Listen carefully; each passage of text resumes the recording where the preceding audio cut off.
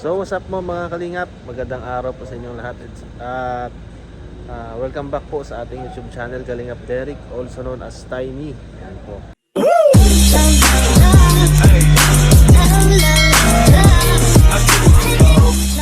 So isang mapagpalang araw po sa inyong lahat. At syempre dito kasama po natin ulit yung mga K-Boys. At may mission po kaming gagawin ngayon. Pero may mga ilang katanungan lang din po tayo na gagawin sa kanila syempre. At ang katanungan naman po ito ay about kay Viancy. Yeah. So ang tanong natin ay kamusta ba? Kamusta ang buhay ngayon ni Viancy? Kamusta si Viancy ngayon? Syempre alam naman natin na maraming nagbago sa kanilang buhay at lalo na kay Viancy, di ba? So, alamin natin kung ano yung mga alam nila na ma-share sa atin. And let's go. Tanungin na natin. Yan. So, yun po mga kalingap. Okay, kasama na po kami ulit ngayon. And habang wala pa po kaming mission, tatanungin na po natin sila isa-isa. Yung So, unahin na po ba? Hindi naman, madali lang. Ano bro? Wait lang bro. So, po natin, ito si Kuya Pure Help.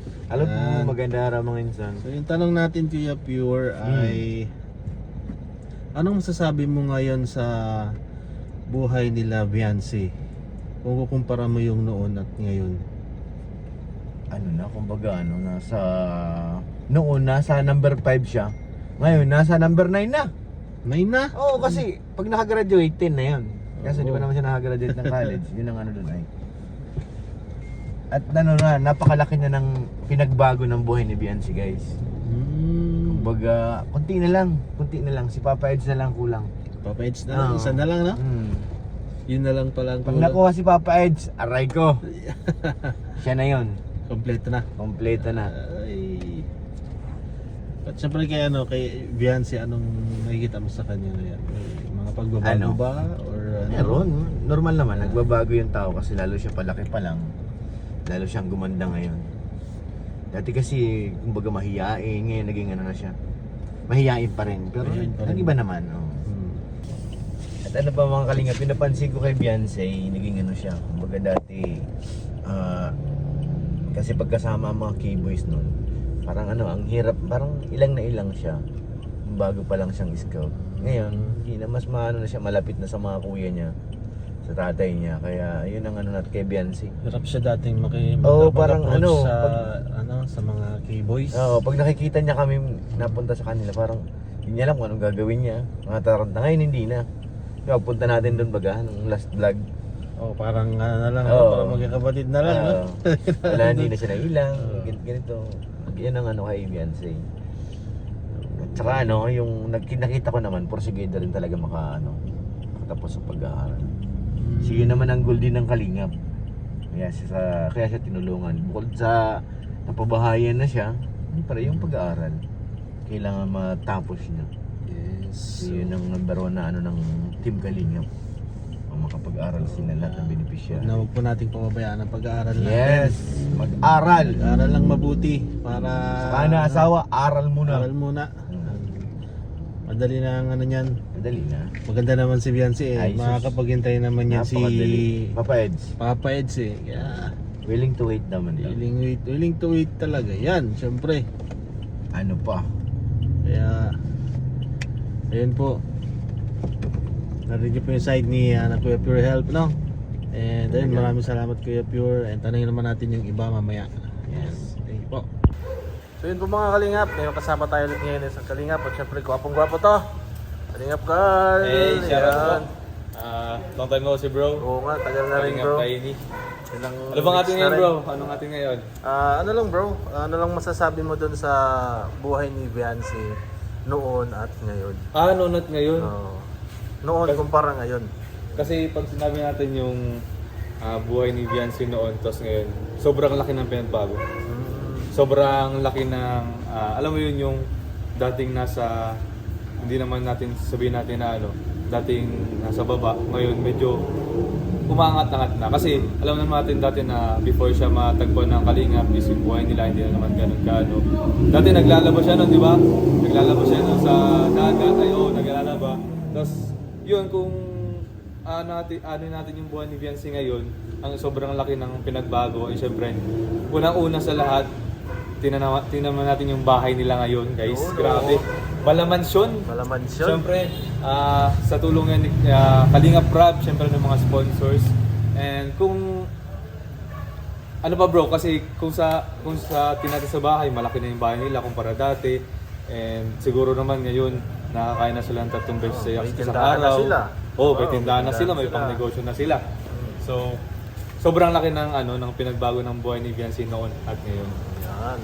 At syempre, anong nakikita mo ngayon na pagbabago kay Viancy? Kay Viancy, siguro isa lang masasabi ko. Ano yun? Talagang dahil na to sa dahil kay Papa Eds. Uy! Si Papa Eds! Siyempre, alam natin na blooming lalo si Viancy. Yee. Patagal ng patagal. Siguro nagiging mas inspired siya ngayon sa pag-aaral kasi meron siyang inspirasyon. Yan, grabe. At alam natin kung lahat yung kusino. Iba talaga ang Papa Eds. Talaga. Walang tatalo sa sa Papa Eds para kay Viancy, guys. Walang iba kundi si Papa Eds lang. Thank you bro, maraming Okay, bro, salamat. thank you. Thank you. Yan. Yun. So yun po mga kalingap, narinig naman po yung mga mensahe nila. Ayan. Yung mga sagot nila dun sa katanungan natin. And syempre, hindi tayo magpapahuli. Sasalita rin tayo about doon sa tanong natin na ano ba yung kalagayan ni Viancy. Ano bang masasabi ko sa kalagayan ni Viancy? Noon at ngayon, syempre kitang-kita naman po natin, di ba? Napakalaki ng pagbabago ng kanilang buhay. Syempre, lalo na yung kanilang pamilya na alam naman natin na dati nasa mahirap na sitwasyon, mahirap na buhay, di ba? Maliit lang na bahay-bahay, di ba? So ngayon meron na silang konkretong bahay, di ba? Semento, yero, malaking bahay, second floor, di ba?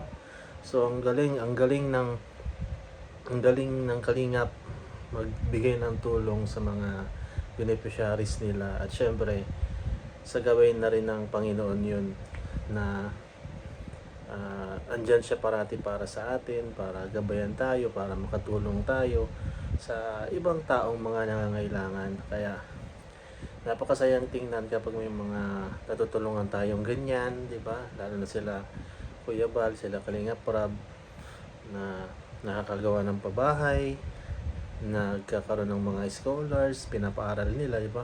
Hindi lang nila ginawa ng bahay. Siyempre pinapaaral pa nila, di ba? So ano pang hahanapin mo, di ba? So napaka-bless ng mga nangyayari, and lalo na kay Viancy syempre. At sa pagkakilala ko sa kanya nung una at hanggang ngayon, yan, wala pa rin pagbabago. Kung ano siya nung nakilala, ganun pa rin siya ngayon. Ganun siya ka-humble, ganun siya kabait. At ang ano na niya, kung noon nga daw gaya ng mga sinabi ng iba, di ba, na mahihain noon, hirap mag-approach sa ibang kalingap, di ba? So ngayon parang pag nagkakakita-kita, okay lang, parang magkakapatid, kuya, ganun. So pero ang ganda pa rin ng trato niya sa lahat, di ba? So walang pagbabago. And syempre, ano bang nakikita ko kay Viancy ngayon? Si Viancy, blooming. Habang tumatagal, habang nagkakaedad, mas lalong gumaganda, di ba? Nakikita nyo naman yung itsura ni Viancy, yung pananamit ni Viancy, di ba? Padalaga na ng padalaga. And syempre, yun ang hinihintay natin. para kay Kalingap Edu, di ba? So sana ayan, tatagan lang nila, di ba? Tatagan lang nila para pagdating ng panahon, pagdating ng araw ay sila talaga magkatuluyan, di ba? So pag nangyari 'yun, lahat tayo talaga ma-overwhelmed, di ba? Magiging sobrang saya. And ayun, si Beyonce, ano siya, lagi siyang ah, hindi niya pinapabayaan yung pag-aaral niya, syempre. Lagi siyang active sa school. Yun din ang maganda bilang isang beneficiary nila Kalingap Prab na hindi nila pinapabayaan, hindi nila sinasayang yung mga blessing, yung mga tulong na nabibigay sa kanila, di ba? Kasi iilan lang ng mga tao ang may opportunity na nabibigyan na ganyan, di ba po? Yan. Kaya ang ganda rin tingnan sa mga beneficiary ni Kalingap Prab, lalo na rin kay kay Beyonce ngayon, na ganun yung ginagawa niya. And syempre ganun din naman yung ginagawa ng mga ibang angels natin na talaga nagsisipag rin, di ba? Nagsisipag rin mag-aral para makatapos, para magkaroon ng maayos na trabaho, di ba? At syempre makatulong din sa mga pamilya, sa iba, di ba? Para pag nangyari yun, syempre magiging proud kami, lalo na sila lalo na sila Kuya Bal and sila Kalingap Prab, di ba? Kaya kay Beyonce, and sana pagpatuloy lang niya yung ganong pagiging humble niya, pagiging masipag, and sana wag siyang magbabago. Yun lang. And sana wag siyang magbago kay Papa Eds. Sana magbago man pero yung bago na mas mamahalin pa niya si Papa Eds. Kaya ayun po, sa mga sumusuporta sa EDSI, and maraming salamat po. Sana huwag kayong magsawa, sana patuloy nyo lang bigyan ng biyaya, ng blessing sila, ang EDSI, lalo na si Beyonce, kanilang pamilya.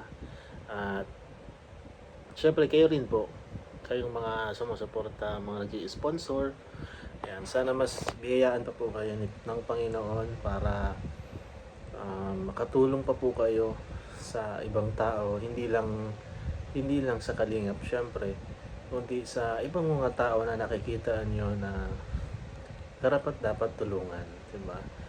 Kaya maraming salamat po, salute po sa inyong lahat, sa mga nag-i-sponsor, sa mga sumusuporta, at sana po huwag kayong magbago. Ayan. Kaya patuloy lang natin yung One Kalingap, One Family natin.